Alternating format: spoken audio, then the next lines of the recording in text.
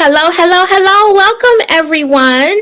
Welcome to Speaking of Love, the podcast. I am going to suspend my regular format today to bring to you a special episode dedicated to my dad. If my father was still alive, he would be 71 years old today. Today is his birthday. It's May 25th. It's a special day. It has always been a special day all my life, celebrating and honoring my dad. So I'm going to suspend my regular format today and I'm going to bring forth some information, some videos, just talk to you all about the work that I have been doing for the past 4 years in honor of my dad. So the first thing I'd like to do is I'm going to share with you a very short clip of my dad doing what he loved most, and that was speaking to people on public platforms. So I'm going to show you this really short video here and I'll be right back. Enjoy. Media in this market as well. Herman, I love that you were all of those different things here at WGPR, and that's sort of indicative of the way the station operated. People did lots of different things, got lots of different opportunities to learn about all of them. Yeah, I am extremely blessed to have been hired at the time that I was a 22-year-old kid out of college. And I worked at WDET. You know, as a college work-study student, I got a chance to meet Mr. George White. And he was being interviewed about the prospect of WGPR, nation's first owned and operated black TV station, opening. And I begged him, man, please hire me. Please hire me on the ground floor. I am very trainable. And, you know, I'm very, very grateful that the experience at WGPR helped me get a job at Channel 7, which I worked for 30 years after that, and the job as a news cameraman. You may not know who I am, a lot of people, but you have seen my work on the air. And there's no 2 days alike as a news cameraman. And I've been very blessed to work with a lot of, you know, people who I learned a great deal from, who I respect in the industry. And Karen Hudson and Doug Morrison, the two of them from GPI. Doug Morrison, right? I remember him too. Ken, I like to.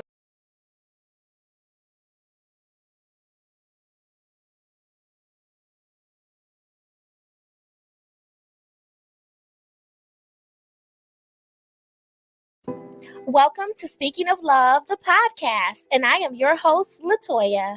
I created this podcast in honor of my dad, who was an amazing guy. He had an infectious laugh, and his spirit was magnetic. He was the type of guy who made everybody feel like somebody special. If you were to place him in a crowded room of 100 people, my dad would be the smartest person in the entire room. He was an award-winning radio TV broadcast engineer for many years. Born and raised in the city of Detroit, he was one of the first to go to college in his family. And while attending Wayne State University, he developed a lifelong love affair with the game of basketball. He was the shortest point guard on the team, but he could slam dunk the basketball with either hand. By all outward appearances, my dad lived a rewarding life, but there were parts of him that were known to only him. On March 2nd of 2020, my dad's private struggles became public when he took his own life in a murder-suicide. When he died, a part of me died too. And since the tragedy, I have become an advocate for mental health awareness and suicide prevention. I also created this beautiful podcast in honor of my dad and others like him who are struggling with the effects of mental health challenges. My podcast, Speaking of Love, is named after a show my dad once hosted called Speaking of Sports. Thank you for taking the time to be here with me today as we take a journey in pursuit of the strongest magnetic force on the planet Earth, and that's love.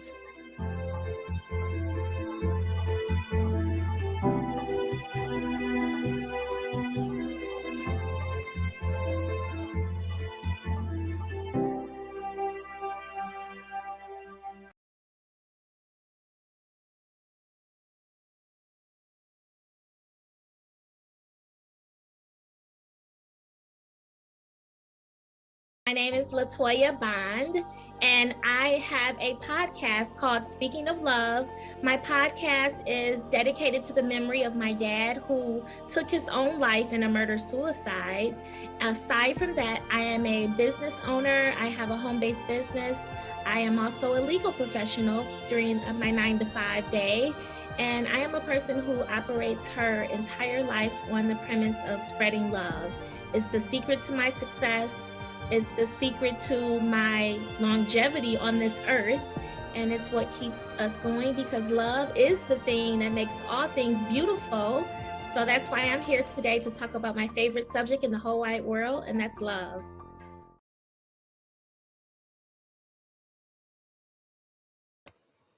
Hello. Welcome back to Speaking of Love, the podcast. For those of you who are just joining in, my name is Latoya Bond, and I am the host of this beautiful podcast.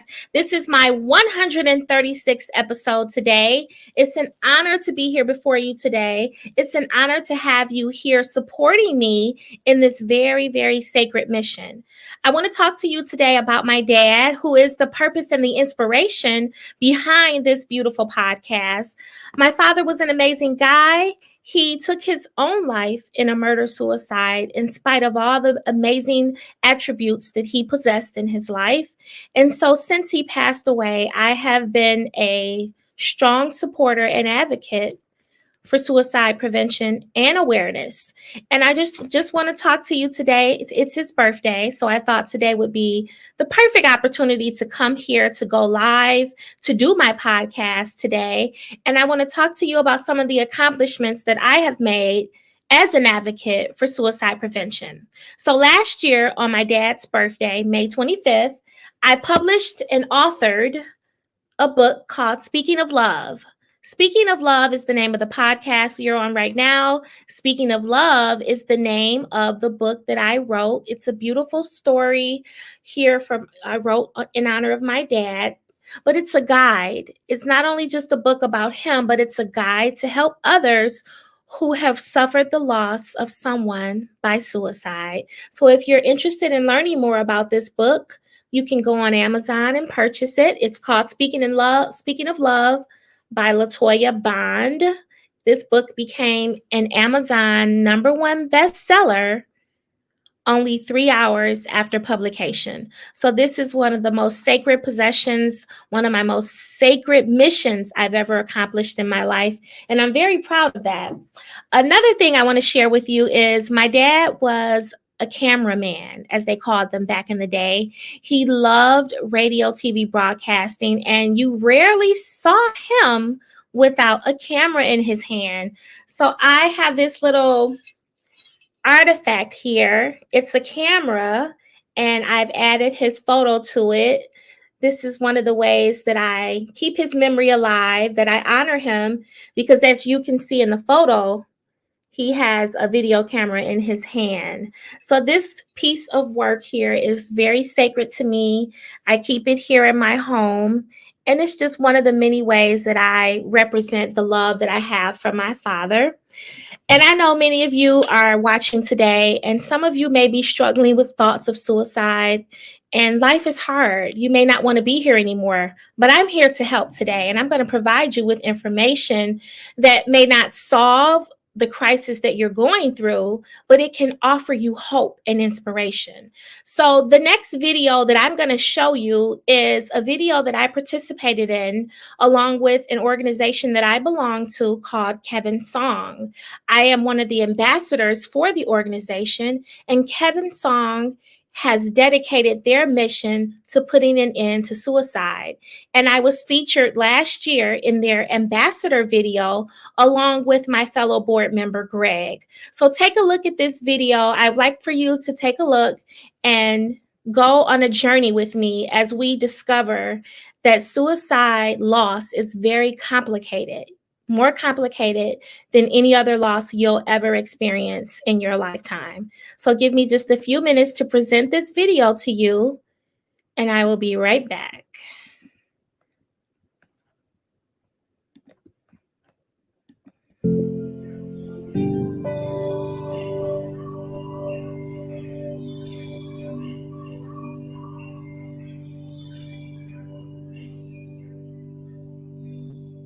My father was an amazing guy. He had an infectious laugh. His spirit was magnetic. He would walk into a room with 100 people and he would be the smartest person in the entire room. He was a radio TV broadcast engineer for many years, born and raised in the city of Detroit, and he went on to college to pursue his dreams of becoming a basketball star. He was the shortest point guard on the team, but he could dunk with either hand.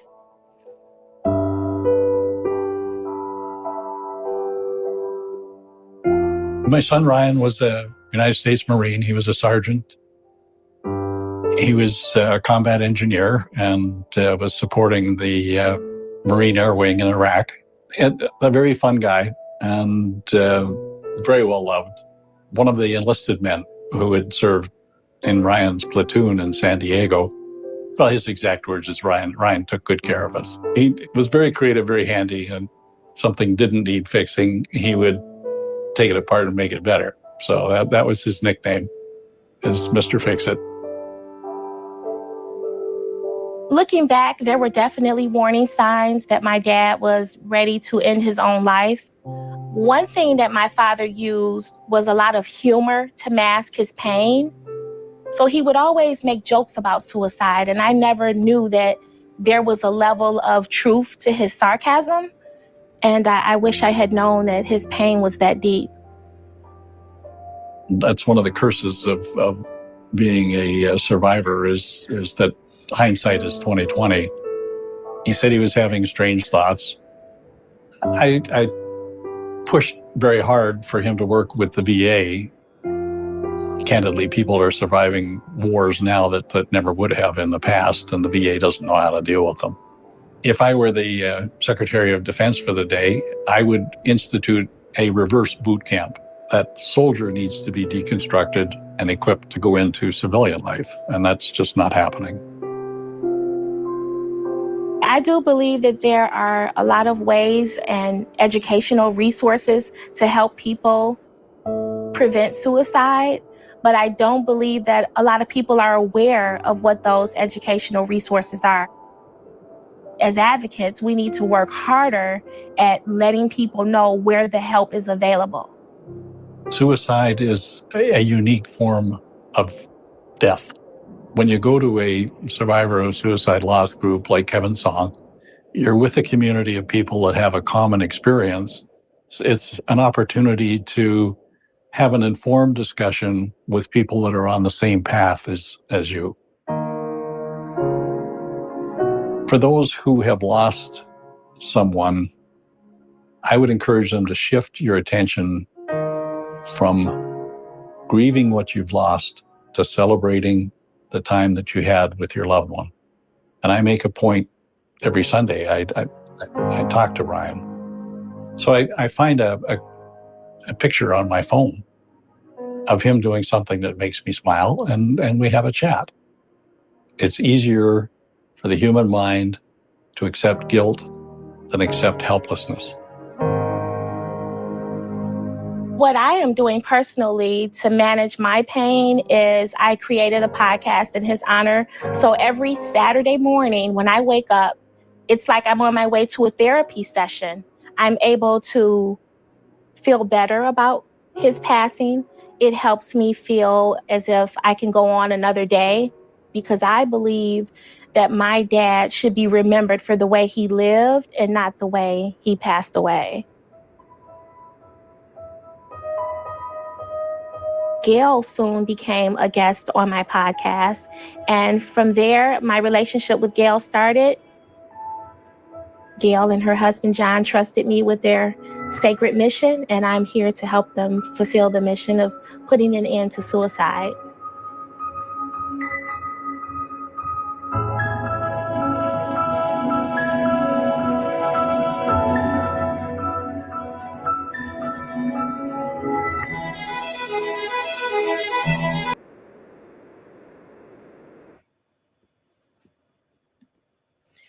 Hello, everyone. I'm back. That was really emotional. I recorded that a little over a year ago, and it still triggers a few emotions inside of me. But today is my dad's birthday, and the purpose of this podcast today is to spread a little love, to remember the happy times, and to bring forth information on the subject of suicide prevention. The next video I'd like to show you is just my dad being in his element. He loved people, he loved family, he loved to dance, and he definitely loved to sing. I have a cousin who was working on a rap video. He was getting ready to do this rap song, and he asked my dad to be a part of the video, and it's really funny. And so you're going to get a chance to see that part of it, and then there's some other clips that I've added to the video, so I'm going to share that with you right now. It's hilarious. You're going to love it.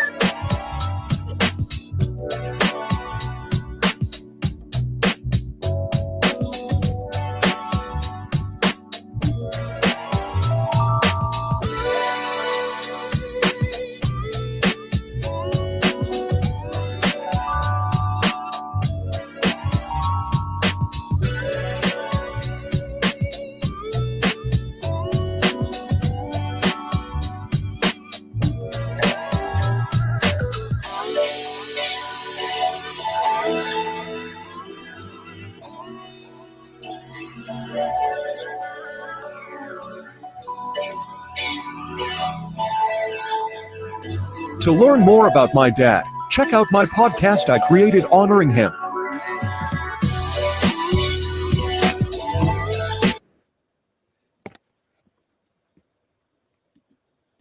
Let me show you how we do.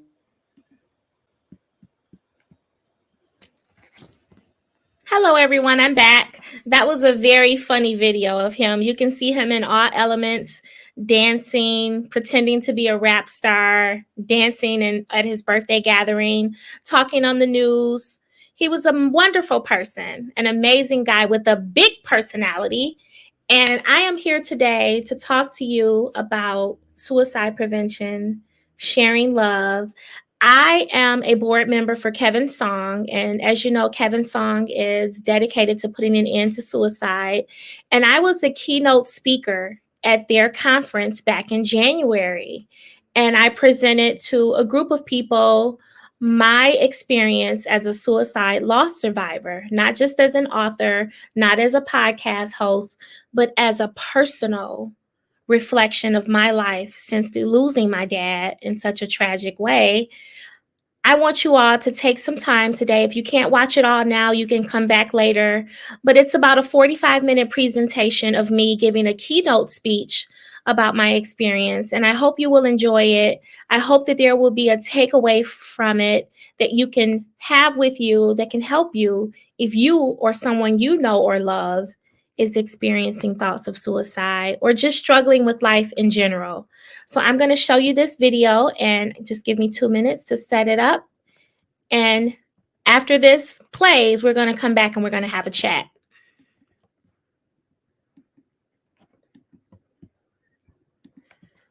Thank you, Scott, and thank you for living by example. Our next presentation is from Latoya Bond. Latoya is a suicide loss survivor. She's a legal professional, media host, author, and mental health and suicide prevention advocate. She is also a very valuable member of the Kevin Song family as a board member. Please welcome Latoya Bond.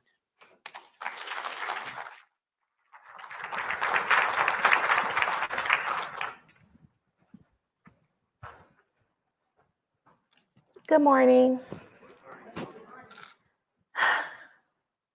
Today, I'm going to share with you a very deep and personal tragedy that occurred in my life.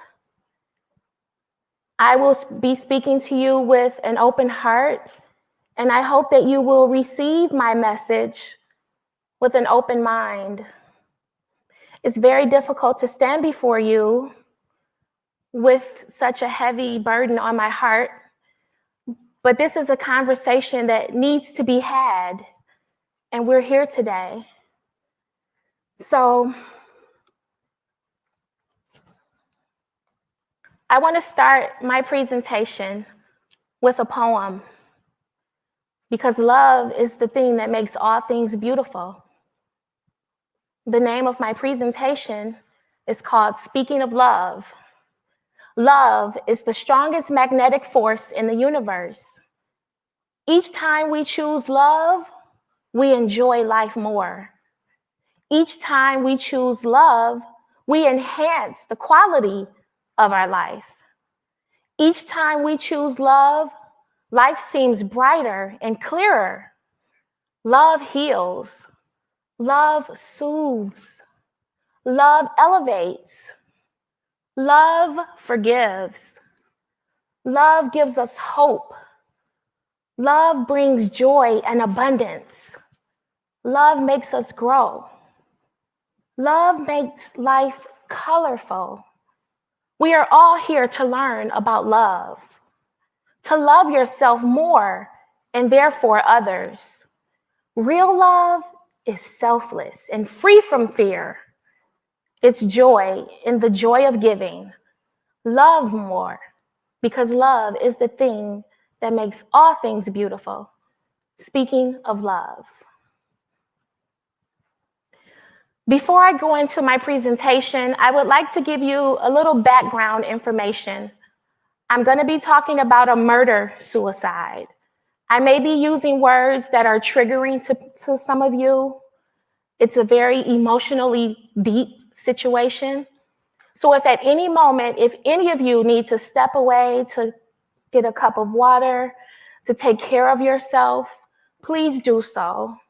You can get up and just walk away if it becomes too heavy-handed for you, because my number one concern is you, the people who are here before me today.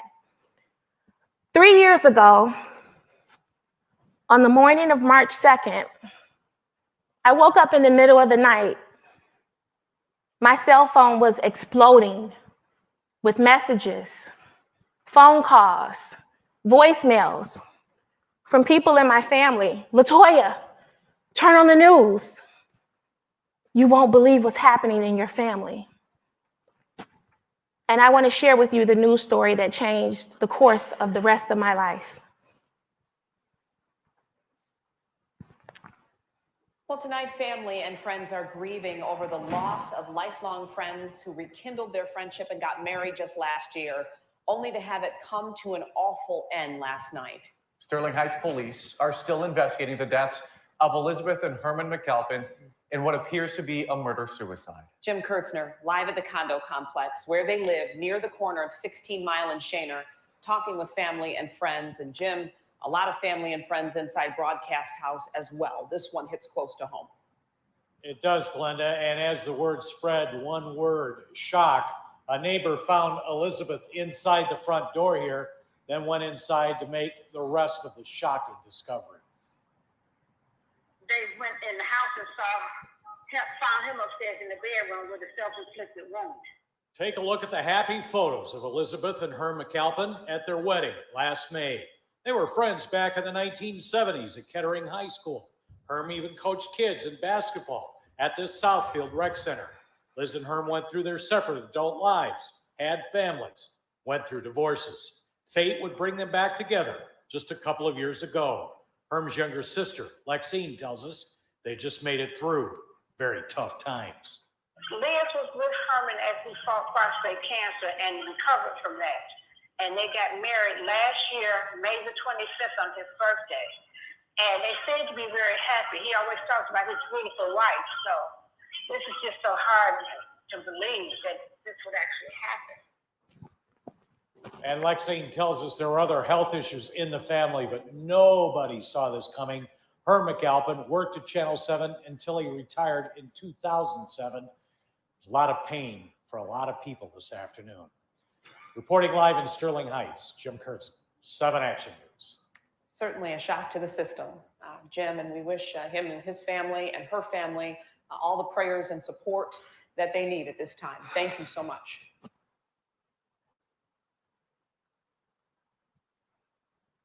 So, can you imagine waking up in the middle of the night to watch, to hear, to learn that the man you've known as your father your whole life, my dad, he was a wonderful person. My father was the first to go to college in his family. Born and raised in the city of Detroit, he developed a love affair with the game of basketball at a young age. And that love affair helped him earn his way as a sports star for Wayne State University. He was the shortest point guard on the team, but he could slam dunk the basketball with either hand.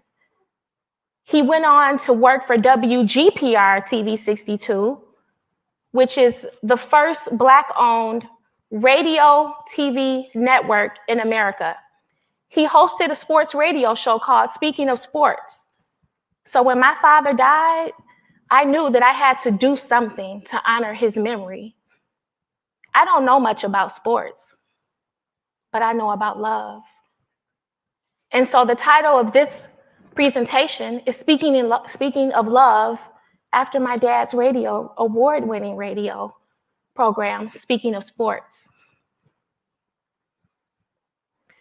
So how could a man with such a decorated career, he eventually left WGPR TV 62 in Detroit, and he started working for Channel 7 News, where he was a decorated employee for over 30 years. He won awards. He lived a great life. He was a wonderful father. How could this happen to someone like him? By all outward appearances, he was a happy man. He had a great life.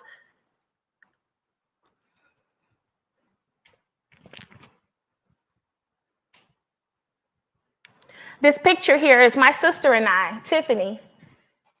And my dad, we went to Fridays one day. Friday is his favorite restaurant. Oh yeah, let's go there. I want to go to Fridays. He was always full of energy, full of life.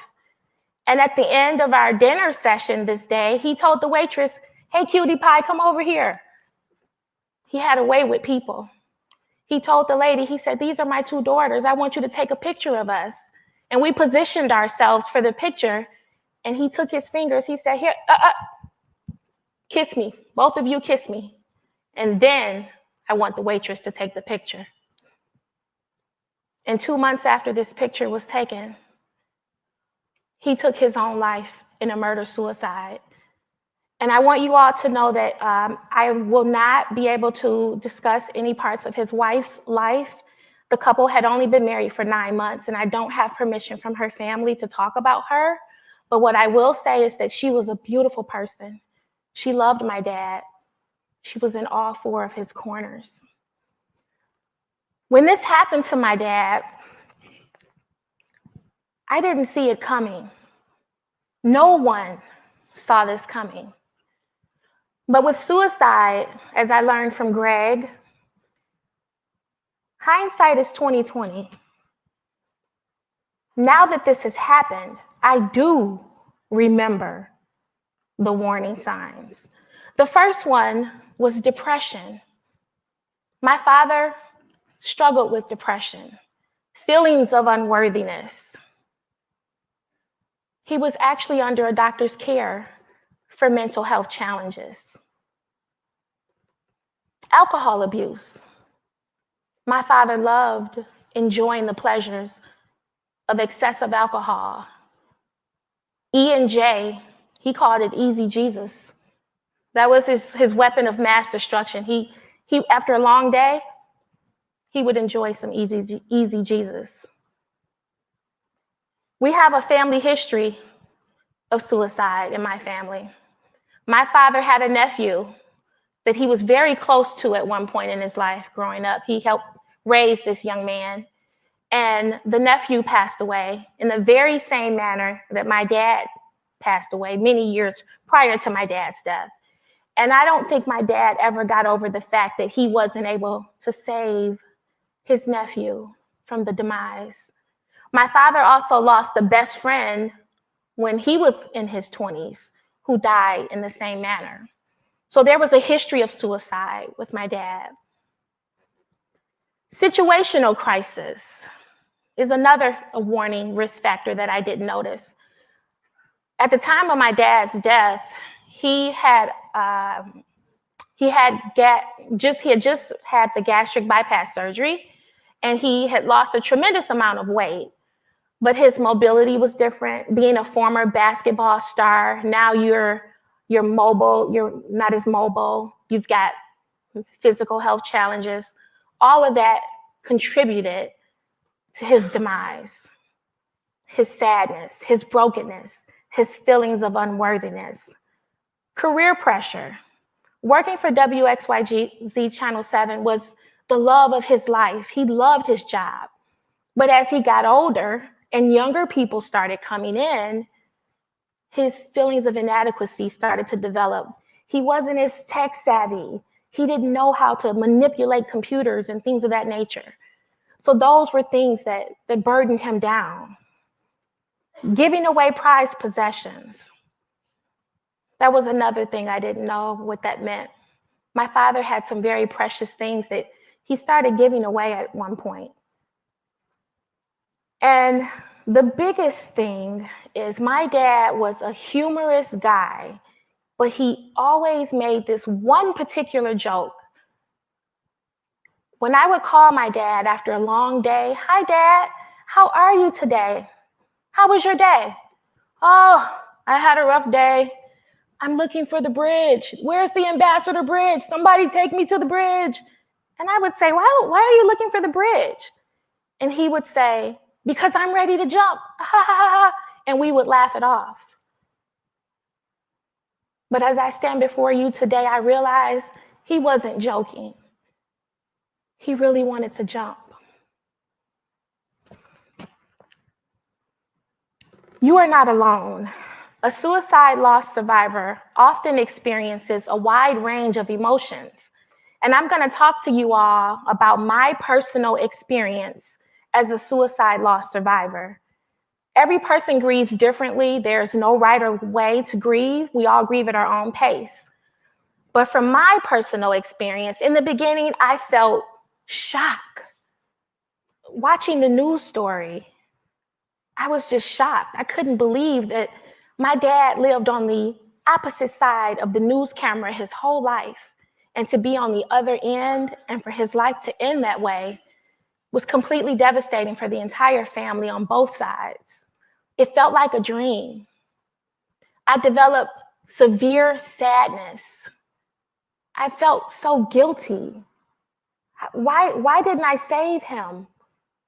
Why wasn't I there to help him?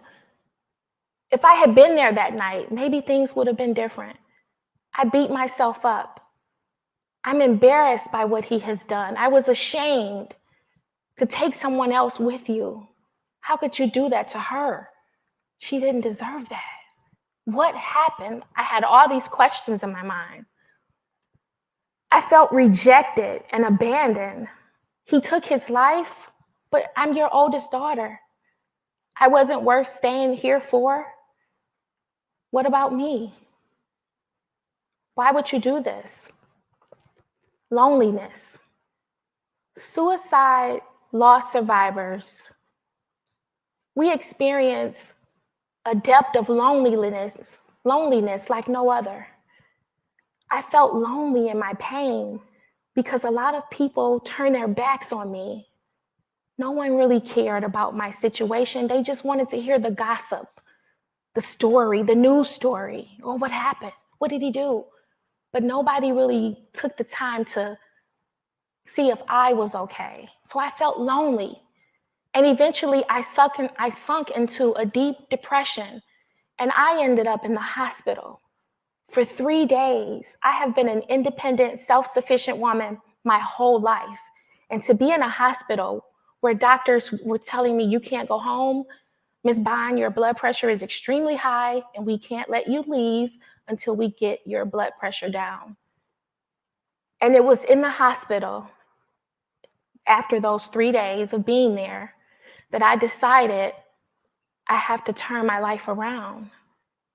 My father wouldn't want me to die after him because there were moments when I wanted to die. I wanted a daddy-daughter reunion.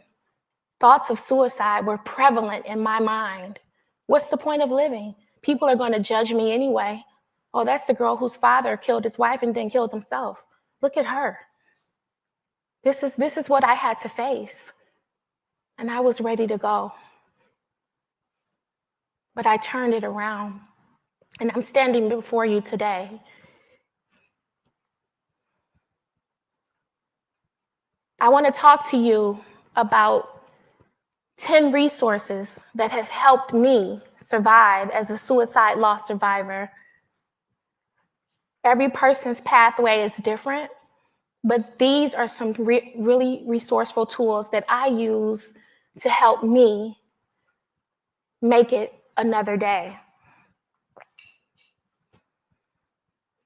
Number 1, seek professional help. Facing your grief alone will make the healing process much more difficult. Talk with someone. It can play a vital role in sorting out your emotions and your pain. Do not isolate yourself.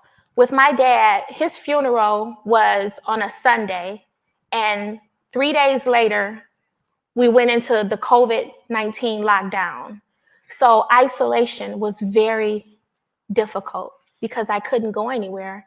I had to suffer in silence, being isolated. So if you can avoid isolation now that COVID is back, COVID is over and we're back into the real world, get out there, seek professional help. Number 2, educate yourself. I knew what suicide was, but I didn't know the meaning of suicide. Educate yourself. Take a mental health first aid course. This education will help you along your journey of healing. Prior to my dad's passing, I knew very little about suicide, the subject of suicide. I've learned that suicide is a mental health crisis, and it does not discriminate. Suicide can happen to anyone. Being a suicide loss survivor can be a lonely journey, but if you educate yourself, I joined Kevin's song. They helped me. If it wasn't for Gail and John's mission, I don't think I would be standing here before you today. I wouldn't. It saved my life. Number 3, suicide loss survivors, we must engage in acts of self-care. Grief can be damaging to your immune system and overall health. Go to the gym, fix your hair, put on a fancy pair of earrings, order a nice cup of coffee, go for a walk. A fresh pair of pajamas on a day when you're just lounging around the house can make a world of a difference. For me, once a month, I take myself on a small shopping spree. I go to a local TJ Maxx. I allow myself a budget of about $25, and I buy little trinkets, nice little magnets or piece of ceramic, just something. And it's not so much the object that I'm purchasing, it's the 30-minute drive in the car, the open road, the solitude. It helps. You need that. Do not let your loved one die in vain. Number 4, this is one of the most important ones. Please, no matter what, if you've lost someone to suicide, don't let them die in vain. Do not let that suicide be the last memory of your loved one. Become an advocate. Join Kevin's song and support other local nonprofits. Take part in media publications. Engage in podcast interviews. Participate in suicide prevention walks and activities. Be a voice for the voiceless. Turn your pain into a greater purpose. Speaking of love, be an instrument of love. Open your heart to spreading more love. People who feel love and people who have a lot of love around them are less likely to have suicidal thoughts. Participate in random acts of kindness. Help a neighbor with their grocery shopping. Bake a pie for your coworker. Call a sick friend and offer to do their laundry. Sprinkle love all around you like confetti. But most importantly, look at yourself in the mirror and say, I love you. I have to do that for myself sometimes. I'm very hard on myself. Sometimes I look at myself in the mirror and I find fault in different things. Oh, you've got a pimple on your front. No, I love you, Latoya. You're beautiful. And I have to often remind myself that what my father did, I'm not responsible for that. Suicide loss survivors, we take on this responsibility that's not fair to us. We become responsible for our loved one's actions. But what we have to remember is that our loved one was sick. They're not responsible for the pain that we feel. If I were to die from kidney failure, you wouldn't look at me and say, oh, she was so selfish. She died from kidney failure. Look at her. You wouldn't say that because the kidney is an organ and it gets sick, right? Well, the brain is the same way. Our brains get sick sometimes. My dad's brain was sick. No human being in their right train of mind would take away a beautiful woman who loved him, who was in all four of his corners, who supported him through his alcohol abuse, through everything. A person who would do this is not well. They're sick. And we're not responsible for what our loved ones have done. Number 6, allow yourself to feel all of the emotions associated with grief. As the doctor mentioned, the first speaker we had today, anger. I didn't want to be angry with my dad. But when I changed my frame of reference and allowed myself to be angry with him for not only taking his life, but taking someone else away from her family, her grandchildren, her children. Why would you do this? So I have had my moments of anger with him, and I let his behind know how I felt. How dare you? He needed to know. And it was cleansing for me to let the anger out in that way for him. The shock, the bargaining, the denial, all of those emotions are real. All of those emotions are normal. So please know that you have to allow yourself to feel those emotions, and it's a part of the process. In order for you to get better, and in order for you to step forth and live a quality life, you've got to go down that path. You've got to let yourself feel that. Writing a goodbye letter, number 7. This is very important because when a person takes their own life, they leave behind so many unanswered questions. There are things I would love to say to my dad that I'll never get the opportunity to say. I have emotions and feelings about what has happened I'll never get to say. But writing a goodbye letter to your loved one, to let them know how you feel, what you loved about them. I loved everything about my dad. I was proud to have a father like him with all those accolades behind his name. A prominent man. I remember as a little girl, my father would come to pick me up, and he would come in the Channel 7 vehicle and take me to McDonald's. Like, how cool is that? Like none of my friends' dads did that. They were electricians and plumbers. My dad was a news cameraman, okay? And I was proud to have a father like him. And I don't know if he knew, but I thought he was the smartest man I've ever met in my life. My father loved to speak in front of audiences. Like, I feel like I'm walking in his gift right now because he loved to speak in front of big audiences. Whether it was a funeral or a community event, he never had a problem going before an audience and speaking. So write a goodbye letter to your loved one. And when you write the goodbye letter, take your time and write it. But I also would like to encourage you to make a connection with someone that you trust, whether it's a family member, a friend. Make a private appointment with that person and take your goodbye letter with you. Read the letter aloud in front of this person that you trust.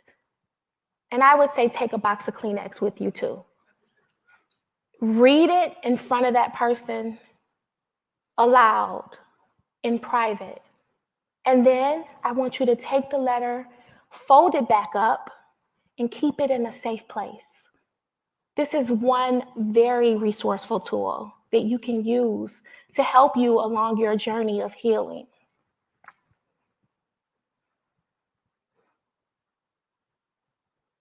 Play music.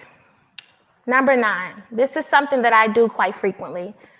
Music has a fourth dimensional quality, and it releases the soul from imprisonment. It makes difficult things seem easy to accomplish. As a Detroit native, my dad loved the Temptations and Eddie Kendricks. He thought he was Eddie Kendricks himself. He really did. He would always sing Eddie Kendricks music. So what I do is I play music that my dad enjoyed, and I think of him, and it helps me stay connected to him because I don't want to lose my connection to my dad. I don't. So I play music. I play songs that he enjoyed. He loved to dance. He wasn't very good at it, but he loved to dance. So I think that playing music is a good way to stay connected to your loved one. Tap into your inner creativity. Number 9. Give yourself permission to express your imaginative powers and become open to happiness again. You deserve happiness again. Think about this. Do you think your loved one would want you to be hampered by pain for the rest of your life? Do you think that your loved one would want you to suffer for the rest of your life because they're no longer here? I don't think so. I think my dad would want me to be happy. He would want me to live and carry on a legacy of love. Open your heart. When you open your heart, you can do art. You can tap into making jewelry. You can paint on canvas. You can even make a keepsake honoring your loved one. Research shows that art can be therapeutic. I started making wooden door hangers prior to my dad's death. And it was a project that I kind of dropped and I stopped doing it because other things got in the way. But when my father passed away, I would drive to the local Lowe's and I would go right to the lumber department and I'd get a huge slab of plywood and I would take the plywood home, get my jigsaw, and I would carve out images and paint those images. And I want to show them to you because these images that I'm going to show you, they all represent a pill, a prescription, my therapy pieces. These items helped me with my grieving process. It transported my mind to a safer place. So this one here is, of course, Sesame Street. I took a huge piece of plywood and I carved out the image with a jigsaw and I traced it and I painted those. This one is more sacred than that one because this one, I think I made this one maybe 3 days after my dad passed away. And then this one. I tapped into my inner creativity. And these pieces, I will never lose these. I'll never sell these. They're so sacred to me for the rest of my life. If I live to be 100 years old on my 100th birthday, I want these to be in my house. They mean a lot to me. They helped me live. This was my life support. It saved my life. I also published a book about my journey as a suicide loss survivor. The book, of course, is called Speaking of Love, named after my dad's sports radio show, Speaking of Sports. Within 3 hours of self-publishing this book on Amazon, it became a #1 bestseller within 3 hours. I never expected that. I never did this for fame, for fortune, for money. I did it as a way to cleanse my soul, to help me heal from losing the greatest man I've ever known. I wrote this book as a tribute to my dad because I want him to be remembered for the way he lived, not for the way he died. In addition to my book, I also co-authored an anthology with 20 other authors from around the world. The book is called Relentless, and I am chapter 20 of that book. And the book chapter, of course, is entitled Speaking of Love, and it's a small version of my journey as a suicide loss survivor. This book here became an international bestseller within a day or so of becoming published. One thing about me, and I'm going to step over here when I say this, I love to eat. Okay? My dad loved to eat too. I grew up in a household where my mom and my grandmother, they were masters in the kitchen. And I inherited that from them. I'm a really good cook. For years, I've been baking, I've been cooking, sharing my food with people, making a pot of soup, take it to work for my coworkers, and people, oh, you're the best cook, you should write a book. So I wrote a cookbook. And the name of the book is called Please Pass the Love. You know how you're at the table and people, oh, can you please pass the salt? No, Please Pass the Love is the name of my cookbook. And this book was published a few months ago. So this book was birthed as a result of my dad, losing my dad. I tapped into my inner creativity. Another thing I've done is I've started a cottage home bakery where I bake delicious pound cakes from scratch, German chocolate cakes from scratch, apple pies, peach cobblers. Food is love. Food is love. That's my love language. It's not so much about the eating, it's about the serving. When I prepare a delicious meal, or if I prepare and bake a cake for someone, when I present that to that person, I'm not presenting food to them, I'm presenting love to them. It represents love.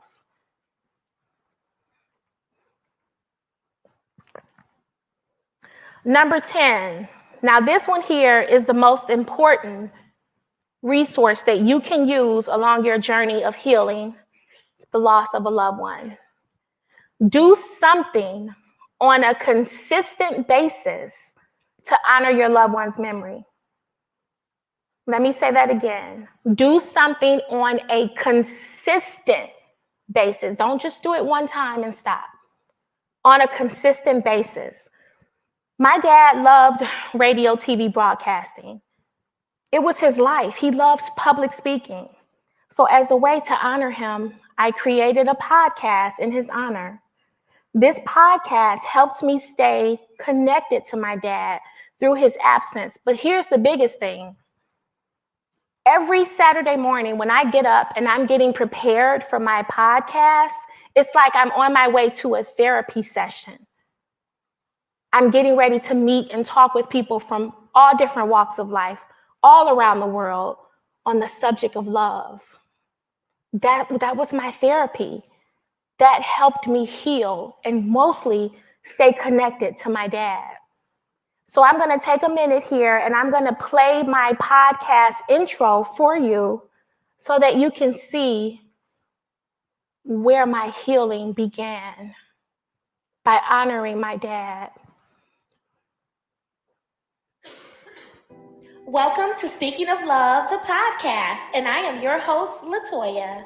I created this podcast in honor of my dad, who was an amazing guy. He had an infectious laugh, and his spirit was magnetic. He was the type of guy who made everybody feel like somebody special. If you were to place him in a crowded room of 100 people, my dad would be the smartest person in the entire room. He was an award-winning radio TV broadcast engineer for many years. Born and raised in the city of Detroit, he was one of the first to go to college in his family. And while attending Wayne State University, he developed a lifelong love affair with the game of basketball. He was the shortest point guard on the team, but he could slam dunk the basketball with either hand. By all outward appearances, my dad lived a rewarding life, but there were parts of him that were known to only him. On March 2nd of 2020, my dad's private struggles became public when he took his own life in a murder-suicide. When he died, a part of me died too. And since the tragedy, I have become an advocate for mental health awareness and suicide prevention. I also created this beautiful podcast in honor of my dad and others like him who are struggling with the effects of mental health challenges. My podcast, Speaking of Love, is named after a show my dad once hosted called Speaking of Sports. Thank you for taking the time to be here with me today as we take a journey in pursuit of the strongest magnetic force on the planet Earth, and that's love.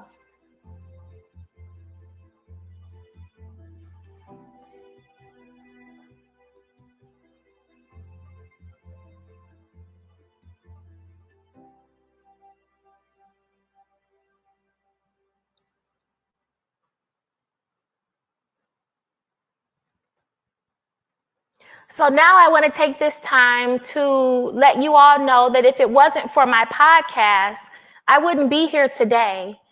I interviewed a young lady by the name of Jenny Landon on my podcast, and she introduced me to Gail Urso. And so I reached out to Gail and I asked Gail if she would like to be a guest on my podcast, and she, without a hesitation, said yes. So Gail, I want to take this time to thank you, number one, for being a guest on my podcast, but for also trusting me with your sacred platform here, Kevin Song. Thank you for trusting me and allowing me not only to be a speaker, but to be a part of your board, to be an ambassador, to serve on your committees. You and your husband have saved my life. Because when my father died, I wanted to die too. Those are not just words. I didn't want to be here anymore. He was the greatest dad any girl could ever have. When I had to have an emergency C-section with my daughter, he was at the hospital. When I got married, he walked me down the aisle. He was wonderful. He was always available, morning, noon, or night. I could call him and he would pick up that phone. And if he was going somewhere, he called me first. Hey, I'm going to be going over to Fridays with my friends and we're going to have some fun. And I won't be home, but if you need me, just call me. He was always there. So Gail, I thank you. Thank you very much for this opportunity. I just want to say to each of you that everyone's journey is different. I've taken a lot of paths to get here today, but I'm woman enough to stand before you and say that it's still a struggle. It's only been 3 years, but I still struggle with the internal battle of standing before you saying all these wonderful things about a man who ultimately took someone else's life. Do you know how hard that is? it's difficult because I feel like I'm doing him justice, but there's a whole nother life that was taken by his hands that I have no power, no control over. It's very difficult, but I'm doing it because it needs to be done. I'm standing before you because I want my voice to be heard. And if I could help one person, then my work is not in vain. Speaking of love, this is a path I never thought I would take. But I'm here today to tell you that if you allow the love that you have for your loved one to motivate you, to push you, you can survive this horrible way that we have to live now. Please speak of love. Everything that I've told you today is important, but you have to find your own way. There's no right or wrong way to heal. Do what works best for you. Love is the strongest magnetic force in the universe. Each time we choose love, we enjoy life more. Each time we choose love, we enhance the quality of our life. Each time we choose love, life seems brighter and clearer. Love heals. Love soothes. Love elevates. Love forgives. Love gives us hope. Love brings us joy and abundance. Love makes us grow. Love feels good. Love makes life colorful. We are all here to learn about love, to love yourself more, and therefore others. Real love is selfless and free from fear. It's joy in the pain. Love more. Love is the thing that makes all things beautiful. Speaking of love, and at this time, I would like to open up the floor for questions. If you all have questions, I'm here to answer them.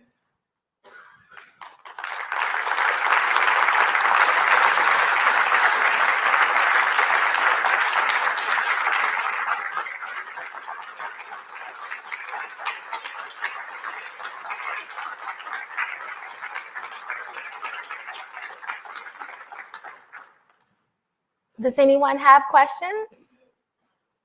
Don't be afraid.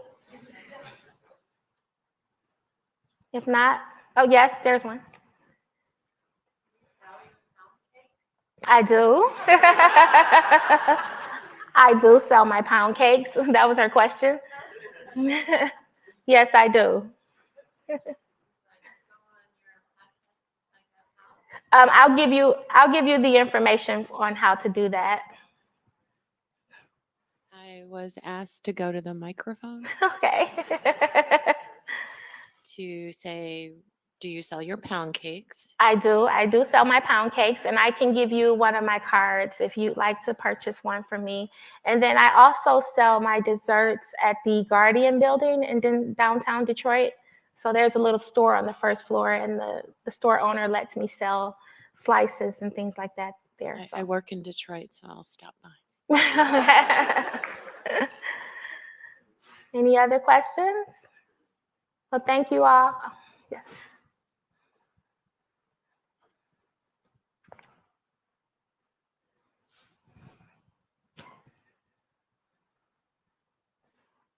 LaToya, Yes. it's been a while since I've seen you. In fact, a whole year. Well, Yes. not quite, as I think about it. In the fall, I saw you. At any rate, I want to thank you for this wonderful program that you gave us this morning. It was terrific. And I have to say, I can attest, I've gone for a while to a few of the sessions in Grosse Pointe that Gail and her husband sponsored that are every other week, Gail? Mm-hmm. Every other week at Grosse Pointe? Yes.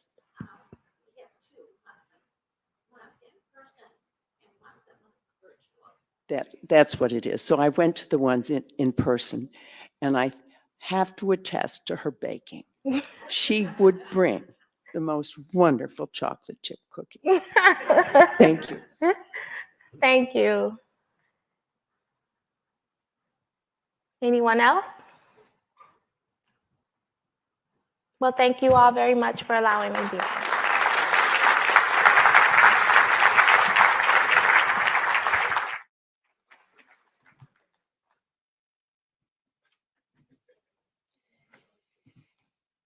Thank you, LaToya. It was wonderful getting to hear you speaking of love. We're now going to take a short break, and we'll be back in 15 minutes.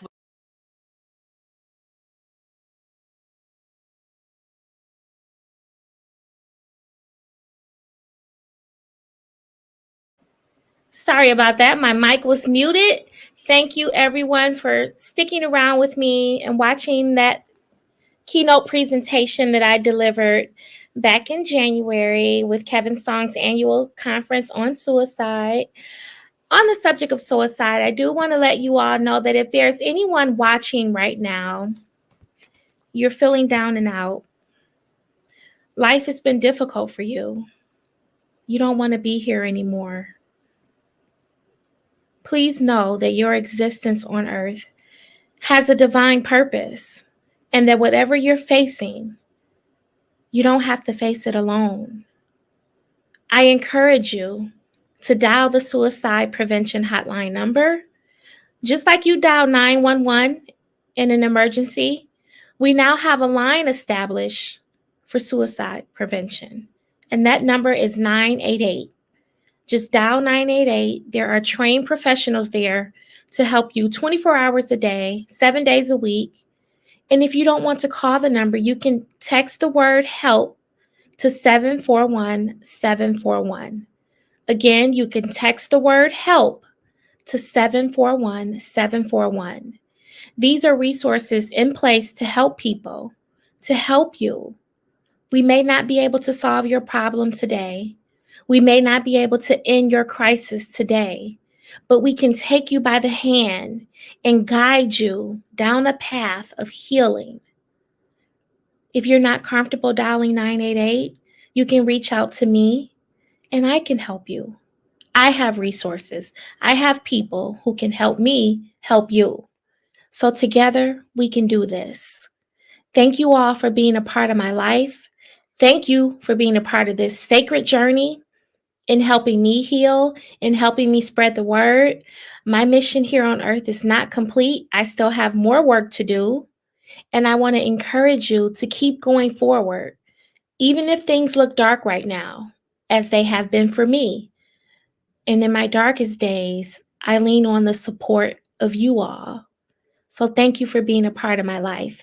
And before we end this 136th episode of my podcast, I have one video that I'm going to show you.